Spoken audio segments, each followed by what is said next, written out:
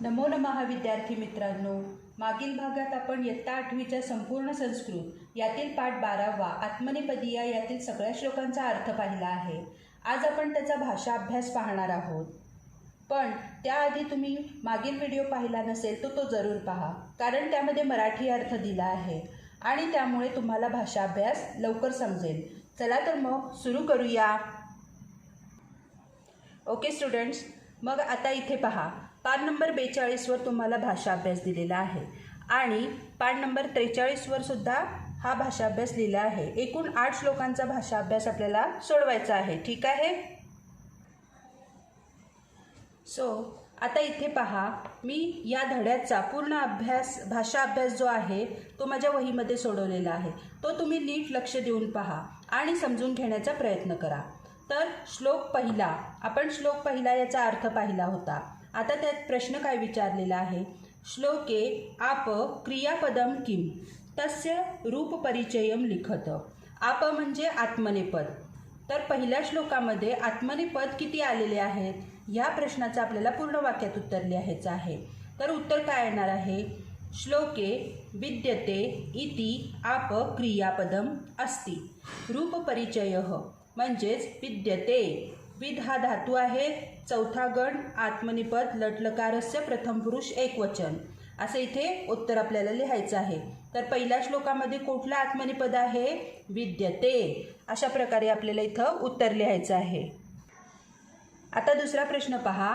अधोक्तानां शब्दानां कृते श्लोके आगतान शब्दान लिखत. तर पहिल्या श्लोकामध्ये इथे खाली काही शब्द दिलेले आहेत, त्यासाठी कोणते शब्द वापरले गेलेत किंवा कोणते शब्द आले आहेत ते आपण श्लोकामध्ये बघून लिहायचं आहे. ठीक आहे. आता पहिला शब्द दिलेला आहे सरस्वती. सरस्वती या शब्दासाठी पहिल्या श्लोकामध्ये कोणता शब्द दिलेला आहे? तर भारती हा शब्द दिलेला आहे. आणि दुसरा शब्द आहे अद्वितीय. अद्वितीय या शब्दासाठी श्लोकात कोणता शब्द आला आहे? तर अपूर्वा. अपूर्वा असं इथे शब्द आपल्याला लिहायचा आहे. आता प्रश्न तिसरा काय आहे? विरुद्धार्थक शब्दम लिखत. विरुद्धार्थी शब्द आपल्याला इथे लिहायचे आहेत. तर इथे 2 विरुद्धार्थी शब्द आपल्याला लिहायचे आहेत. पहिला शब्द आहे व्ययः. व्ययः याचा विरुद्धार्थी शब्द श्लोकात काय आहे? आयः. व्ययः याचा अर्थ काय असतो? तर खर्च होणे. आणि आयः याचा अर्थ काय आहे? तर तो पैसा आपल्याकडे येणे, पैसा खर्च होणे आणि येणे असं इथे अर्थ होतो. आता दुसरा शब्द दिलेला आहे वृद्धिही. वृद्धिही म्हणजे काय? वाढणे. याच्यासाठी विरुद्धार्थी शब्द कुठला आला आहे श्लोकात? तर क्षयः. क्षयः म्हणजे कमी होणे. असं आपल्याला इथं उत्तर लिहायचं आहे.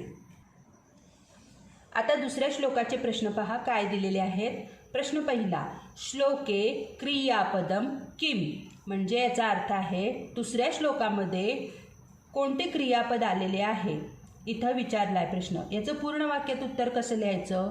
श्लोके प्रपद्ये इति क्रियापदम अस्ति.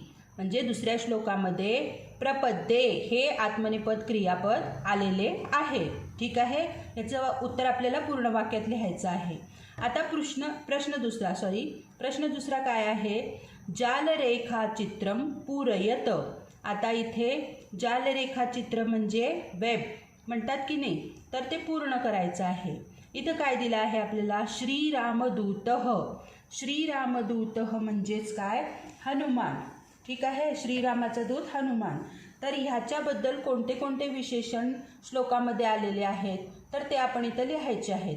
श्रीरामदूतः म्हणजे हनुमानासाठी कोणते विशेषण वापरले आहेत? तर मनोजवः म्हणजे मनासारखा वेग असणारा.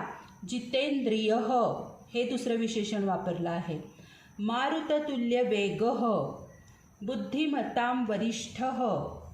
असं इथे आपल्याला 4 विशेषण लिहायचे आहेत. पण श्लोकामध्ये अजूनही काही विशेषण आहेत. त्यात आहे वातात्मजम, वानरयुथ मुख्यम असे सुद्धा विशेषण आपण इथे लिहू शकतो. ठीक आहे.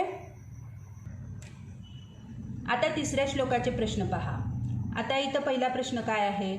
श्लोके क्रियापदम किम म्हणजे तिसऱ्या श्लोकामध्ये कोणते क्रियापद आलेले आहे? आत्मनेपद क्रियापद आपण बघतो आहे. तर याचं उत्तर कसं लिहिणार? श्लोके शोभते इति क्रियापदम द्विवारम प्रयुक्तम अस्ति. तिसऱ्या श्लोकामध्ये शोभते हे आत्मनेपद क्रियापद आलेलं आहे आणि ते 2 वेळा आलं आहे, म्हणून द्विवारम असं लिहिलेलं आहे. तर आपल्याला उत्तर कसं लिहायचं आहे? श्लोके शोभते इति क्रियापदम द्विवारम प्रयुक्तम अस्ति, अशा प्रकारे. आता पुढचा प्रश्न, विशेषण विशेष संबंध. विशेषण आणि विशेष यातला संबंध आपण दाखवायचा आहे. तर इथे काय विचारलं आहे? कुसुमम इत्यस्य द्वे विशेषणे लिखत. कुसुमम म्हणजे काय? फूल, पुष्प. याच्यासाठी श्लोकामध्ये 2 विशेषण वापरलेले आहेत. मग ह्याचं उत्तर काय येणार? कुसुमम इत्यस्य द्वे विशेषणे वर्णसंपन्नम गंधहीनम च. चचा होतो अर्थ काय आहे? आणि किंवा अँड म्हणायचं. तर कुसुमम म्हणजेच फुलासाठी श्लोकामध्ये 2 विशेषण आलेले आहेत. ते कोणते? वर्णसंपन्नम, गंधहीनम हे 2 विशेषण आपल्याला इथं लिहायचं आहे. ओके. आता आपण पुढचा प्रश्न बघूयात. आता पुढे बघा काय दिलंय. वचनम इत्यस्य द्वे विशेषणे लिखत. आता वचनम या शब्दासाठी कोणते विशेषण वापरलं आहे? तर वचनम इत्यस्य द्वे विशेषणे मधुरम क्रियाहीनम च. वचनम या शब्दासाठी 2 विशेषण कोणते वापरले आहेत? मधुरम आणि क्रियाहीनम असं इथं आपल्याला लिहायचं आहे. ठीक आहे. आता पुढचा प्रश्न बघा.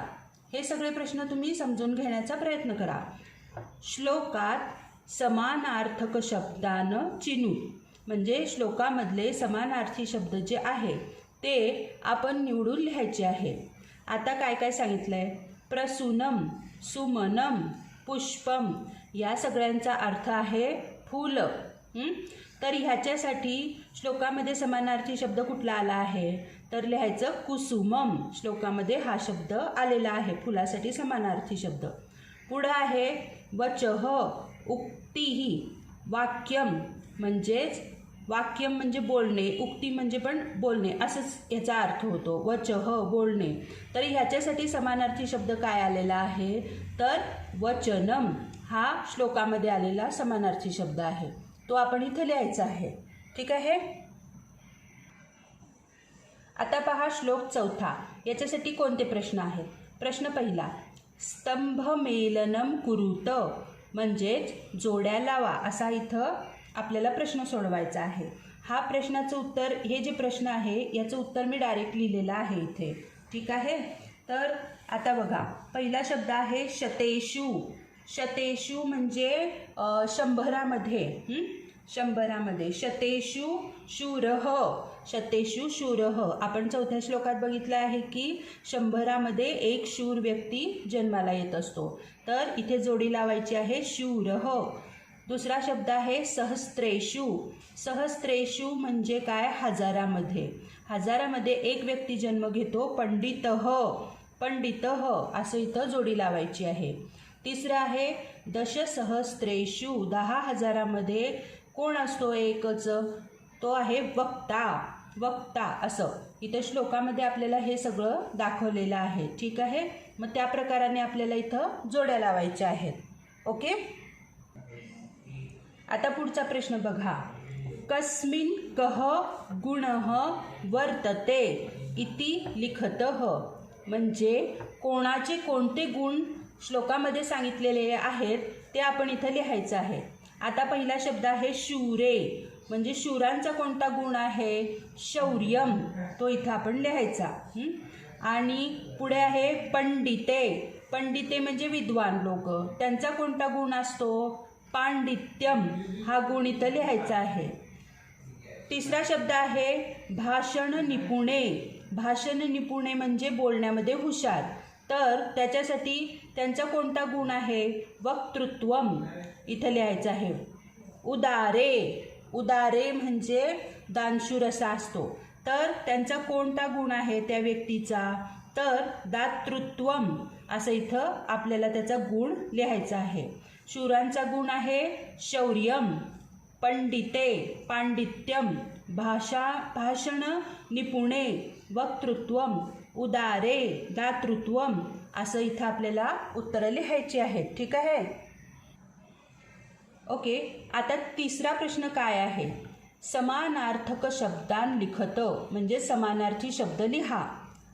पहिला शब्द आहे दाता. दातासाठी समानार्थी शब्द काय आहे? वदान्यः. काय आहे समानार्थी शब्द?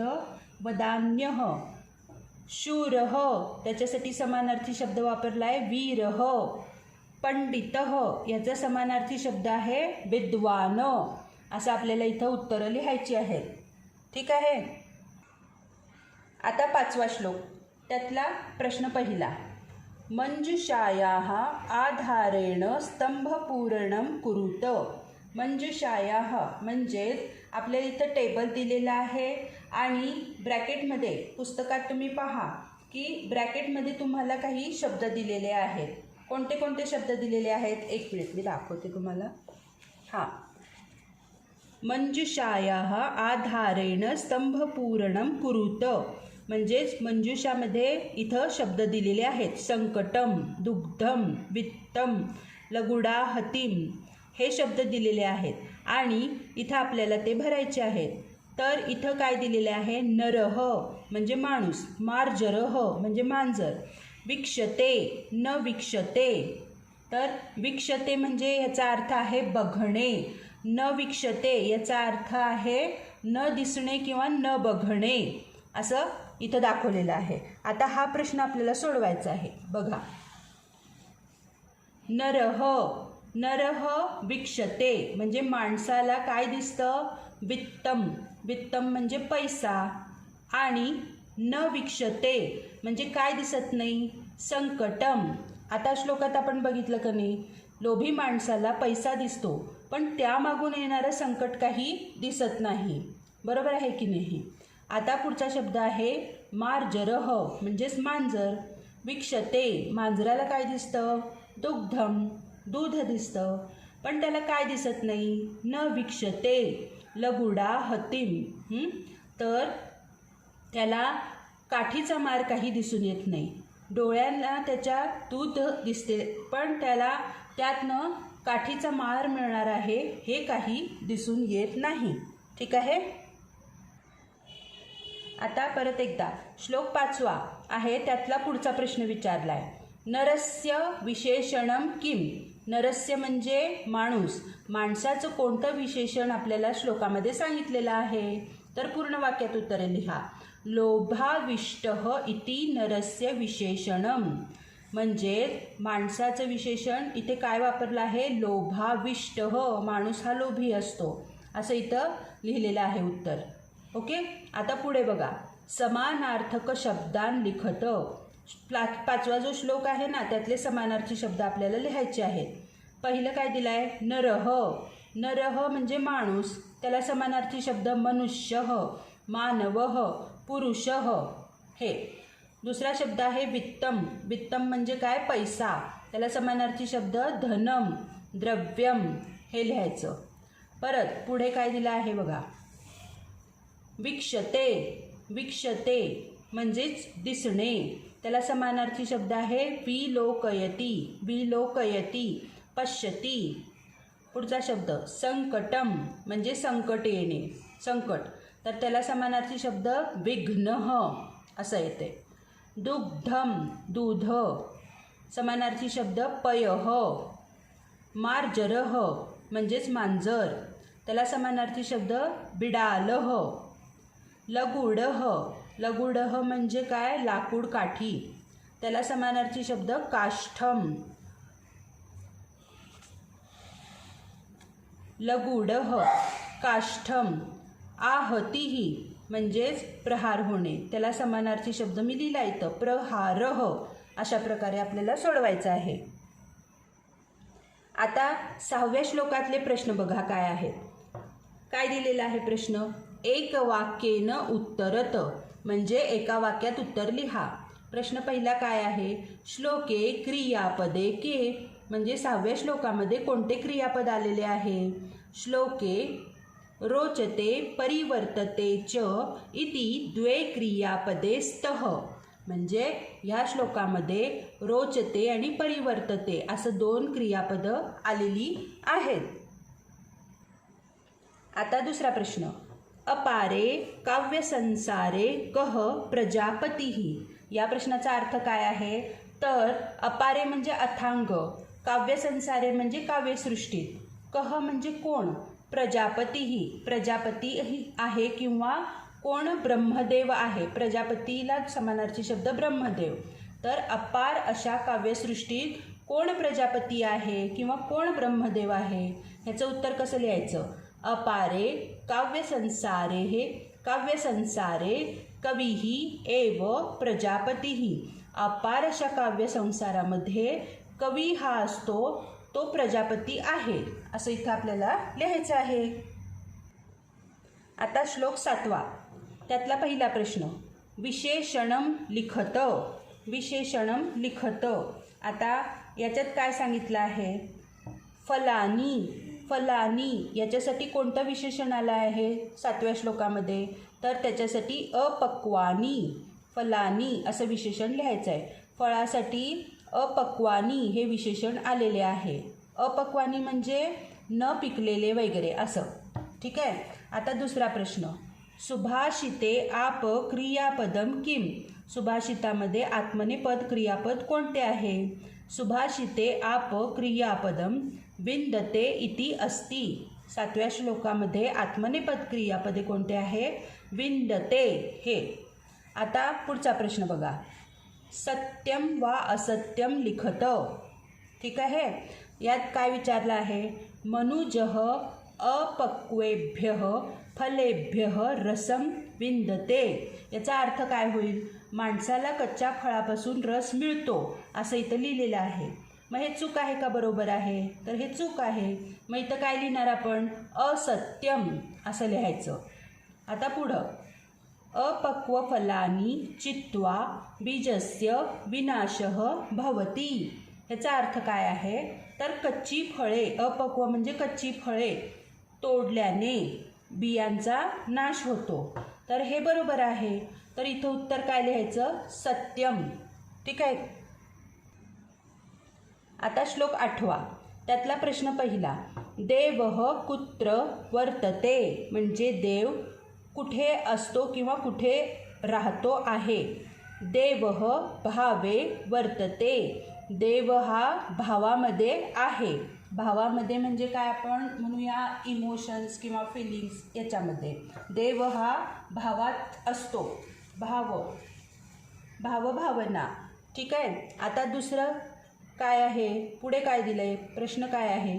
देवः काष्ठम पाषाणः इति शब्दानां अमरकोशपंक्तिः लिखत. तर देवः काष्ठम पाषाणः या 3 शब्दांसाठी आपल्याला अमरकोश पंक्ती लिहायच्या आहेत. आता हे अमरकोश पंक्ती कुठे आहे? तर आपल्या टेक्स्टबुकच्या मागच्या पानावर पेज नंबर 75 आहे. तिथं तुम्हाला हे वाक्य दिसून येतील. तर पहिला जो शब्द आहे देवः, देवः याच्यासाठी काय लिहिलेलं आहे? अमरा निर्जरा देवा स्त्रीदशा विबुधः सूराः. मागच्या पानावर हे वाक्य लिहिलेलं आहे, ते तुम्ही लिहू शकता. आता काष्ठम, काष्ठम दारुः. आता पुढचा शब्द बघा. पाषाणः याच्यासाठी कोणतं वाक्य आहे?